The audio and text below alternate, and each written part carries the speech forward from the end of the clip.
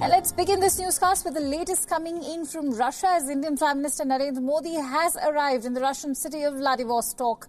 Prime Minister Modi has been invited as the chief guest for the Eastern Economic Forum. The economic forum that is being held from September 4th till the 6th will focus on cooperation and investment. Now, the conference is designed to promote foreign investment in Russia's Far East. India believes that the forum will help boost its Indo-Pacific engagement. It will also help both nations meet its energy needs. 8 to 10 business agreements are expected to be signed during Prime Minister's visit. This includes MOUs for export of coking coal and cooperation in the mining sector. A 5-year roadmap will also be announced on hydrocarbon cooperation, both in terms of purchase and exploration. Prime Minister Modi will also be participating in the 20th Annual India-Russia Summit. Now, this will be Prime Minister Modi's third meeting with the Russian President this year. In a short while, Prime Minister Modi and Putin will be visiting a shipbuilding yard which makes vessels including icebreakers and oil tankers. And the two leaders are also planning to attend the judo championship. The Indian Prime Minister's first day in Vladivostok will conclude with a dinner that will be hosted by President Putin. And just ahead of the visit, Prime Minister Modi tweeted about this particular visit to the Economic Forum. He said he is honoured to be the chief guest at the Eastern Economic Forum.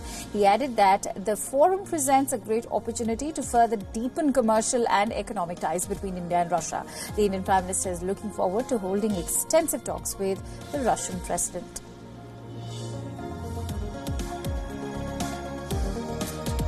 And so WION World is One is closely tracking the Eastern Economic Forum. It gets you all the updates from the Russian city of Vladivostok. Our political editor Kartikeya Sharma is currently joining us live from Vladivostok. Let's quickly go across to Kartikeya to get all the latest. Kartikeya, what is on the agenda today at the Eastern Economic Forum? Prime Minister Narendra Modi will hold a bilateral meeting with President Putin. They are also going to jointly visit a shipyard. There is going to be press statement on part of both President Putin and Prime Minister Narendra Modi. Now, once those press statements are done, there is going to be a dinner organized by the President. So throughout the day, Prime Minister will spend his time at the Eastern Economic Forum at the Federal University, which is located in the Russky Island of Vladivostok. So Prime Minister has a very tight schedule today in terms of meetings, exchange of MOUs, strengthening of ties between India and Russia, and in between promotion of private trade between both the countries.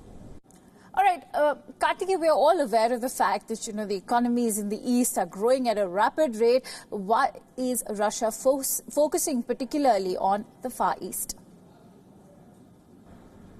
Russia is trying to focus on Northeast for one simple reason, that it is underdeveloped. Unlike the European part of Russia, which is around Moscow, which is pretty much developed, the Russian Far East, though rich in resources, does not have any factories, does not have a strong industrial base. Russia feels that by ignoring a vast potential of its own country in Far East, it's not able to add to its economic growth. So that is why it wants to invite a lot of countries so that the investments can be made here, joint partnership can be developed in terms of value addition. Though the mining takes place, though the land is available for agriculture, Russia's priority is that the manufacturing must take place so that the local people get employment. So it is for this reason there is tremendous focus on part of the Russian government on the Far East.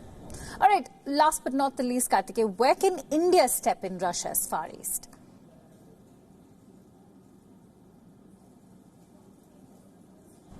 India has stepped in. There are areas in which India can step in far more aggressively. For example, though the diaspora in Vladivostok is small, but then Indians are playing an important role in building the diamond manufacturing base. Out of 10 diamonds in the world, 9 are processed in Surat, which is in Gujarat. Similarly, Russia feels that there is so much of potential in terms of minerals being available, but the manufacturing does not take place here. The locals don't get an employment. So that's where the Indian diaspora has come in. For example, tea, agriculture. These are the areas in which Indians can come in. Technology sharing, investments to private companies, and the focus again is that the earlier in 50s and 60s it was a relationship between India and Russia based on public sector enterprises. But now India wants to promote relationship with Russia where private players are important. And that's where the key is. And that is why, agencies like Invest India have created an India Lounge here. For one simple reason, that they want to move the relationship away, or to say it, to diversify from state friendship to a friendship where private players becomes important. Right. All right, Karthikeya. So clearly a lot has been gained from the information that you've just provided us, and thank you for tracking us all the latest that's happening in Vladivostok. And as you mentioned about this India Lounge that has been set up at the Eastern Economic Forum, India, yes, has set up its own pavilion called the India Lounge at the Eastern Economic Forum with the support of the Ross Congress Foundation. Now the lounge will serve as a platform to demonstrate investment opportunities in the Far East, promote Indian investments in the region and attract Russian investors to the growing economy of India. Also, our political editor Karthikeya Sharma also caught up with FICCI President Sandeep Somani for more on this. Listen in. Can you tell us about India Lounge, the concept and the purpose? So the idea of the India Lounge is basically to, have a place of residence for India in this large economic conference. Also to invite our Russian friends and partners. As you may be aware, this has been a hugely successful second trip. I was here a few weeks ago with the Honorable Commerce and Industry Minister Piyush Goyal ji. At that time, we had over 160 delegates coming in from India to assess different points and different industries across this area.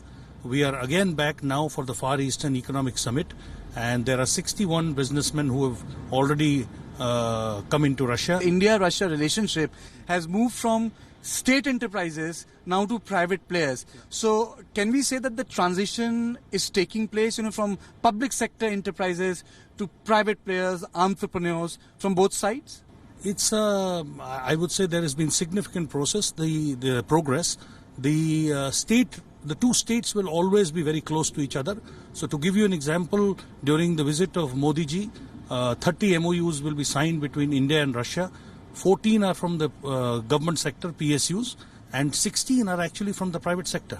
So that answers your question to an extent, that the private sector participation in Russia, Indian participation is growing, and this is a good sign, of things to come in the future. And lastly, diamond, tea, these are the areas where Indian participation is pretty much visible in Russian Far East. But when we talk about hydrocarbon, oil and other energy reserves, do you think more needs to be done in terms of private players? Yeah, so I think the government has deep relations in terms of ONGC having good relations here and having economic interests in oil and gas fields. I think the private sector is also looking at Russia. Russia is today the largest producer of oil in the world, and it's a very significant producer of gas.